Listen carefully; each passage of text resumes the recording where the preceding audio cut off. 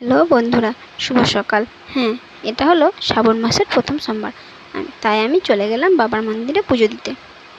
প্রতি বছরই আমি এটা দিয়ে থাকি। আমি একাই চলে গেলাম। তারপরে মিষ্টি দোকানে মিষ্টি কিনে নিলাম। মন্ডা মিষ্টি অনেক কিছুই কেনার ছিল, সেসব কিনলাম।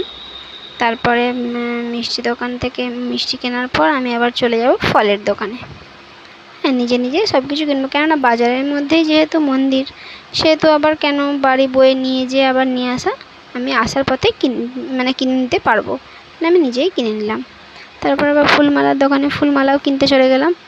ফুলমালা কেনার পর বাবার মন্দিরে অবশেষে এসে পৌঁছালাম।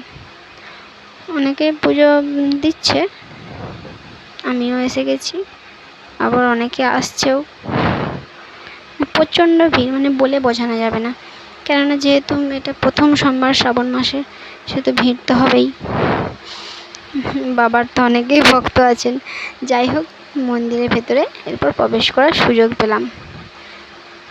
বাবাকে শিব পার্বতীর মূর্তি একসঙ্গে থাকে। বাবার মাথায় দুধ, ঘি, গঙ্গা জল সবাই মিলে অর্পণ করলাম। তারপর পুজো দিয়ে অবশেষে বাড়ি ফিরছি।